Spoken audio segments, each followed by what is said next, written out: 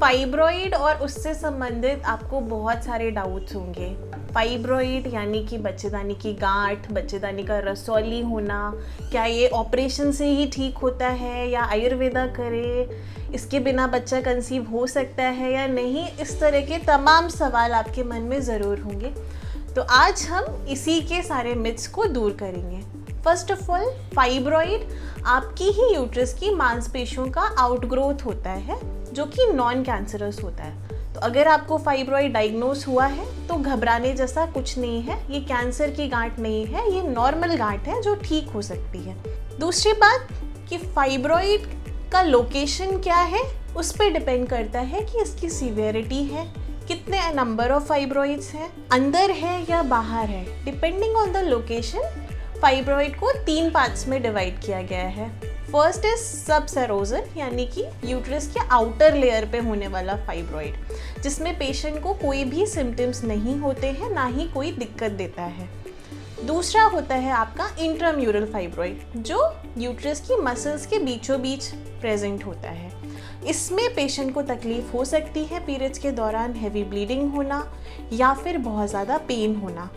और तीसरा होता है आपका सब म्यूकोजल फाइब्रॉइड, यानी कि यूट्रस की अंदरूनी वॉल पे होने वाला फाइब्रॉइड। तो ये कई बार आपको प्रेगनेंसी में हैम्पर कर सकता है, आपके पीरियड्स के दौरान हैवी ब्लीडिंग कॉज करता है, और इसके साथ साथ में अगर इसका साइज बहुत ज़्यादा है तो कंसेप्शन में भी दिक्कत आ सकती है।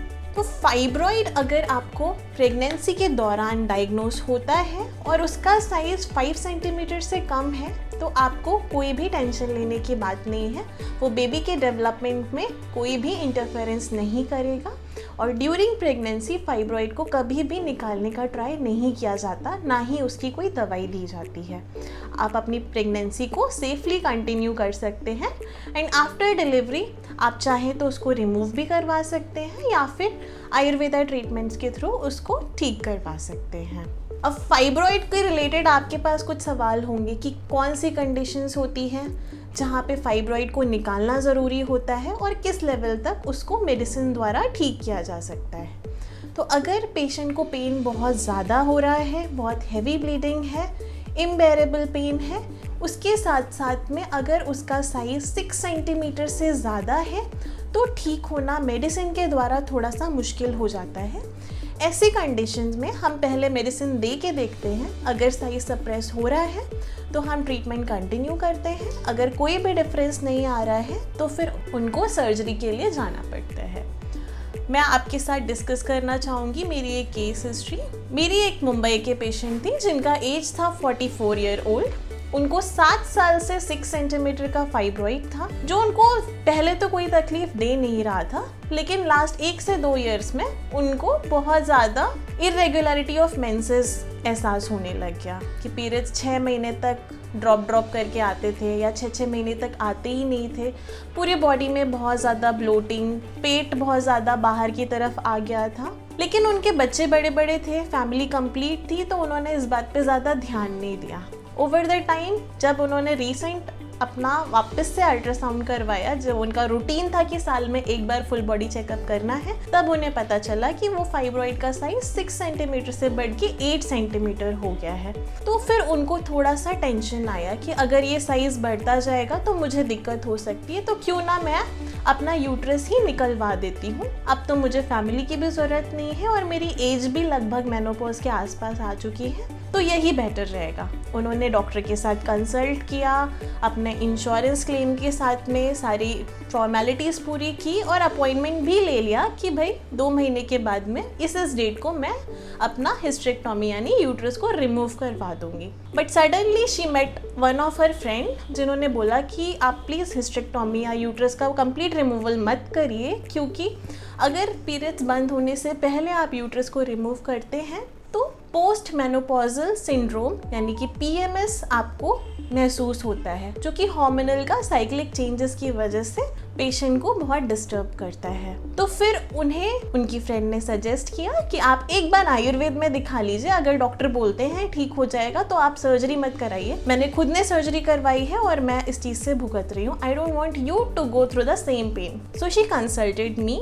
आई टोल्ड हर कि हाँ, आपका साइज थोड़ा सा बड़ा है, 8 सेंटीमीटर है। ये सिर्फ मेडिसिन से तो हम नहीं क्लेम कर सकते कि ठीक होगा, आपको मेडिसिन के साथ साथ में कुछ पंचकर्मा थेरेपीज भी लेनी होगी। The patient was very cooperative and very obedient also. तो फर्स्ट मंथ में उन्होंने कुछ मेडिसिन शुरू करी हमारे साथ में, जैसे कि मांसपाचक वटी और वात का शमन करने वाले मेडिसिन, फॉलोड बाय सम काढ़ास। उनको पीरियड्स अच्छे से आए और उनका जो ब्लोटिंग था पेट का वो काफी हद तक कम हो गया, बॉडी की स्वेलिंग भी कम हो गई। शी गॉट वेरी हैप्पी कि हाँ, फर्क तो आ रहा है, I am liking the Ayurveda treatment. अब मैं पंचकर्मा थेरेपीज के लिए रेडी हूँ, आप बताइए, मैं वैसा ही करूंगी। सो आई हैव सजेस्टेड हर कि आपको 12 दिन से लेके 14 दिन तक का आपको योग बस्ती करना पड़ेगा, जिसमें कि फर्स्ट आपको तेल की बस्ती दी जाएगी एंड सेकेंड फॉलोड बाय काढ़ा की बस्ती, जो वात का पूरी तरीके से शमन करेगी। So she came all the way from Mumbai to my clinic, she consulted me, she has taken all the prescriptions and then उन्होंने मुंबई में जाके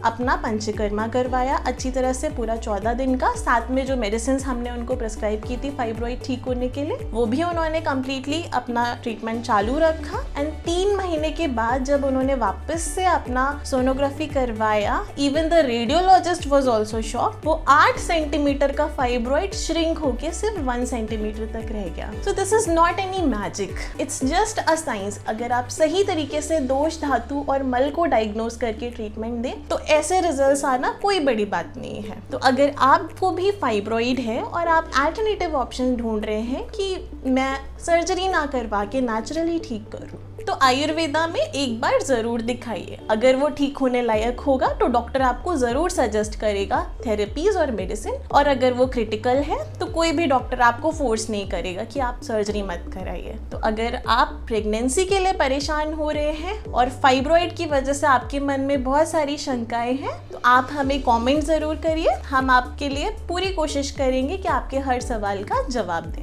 नमस्कार, मैं डॉक्टर मेघा, समदोष आयुर्वेदा से, फीमेल फर्टिलिटी एक्सपर्ट।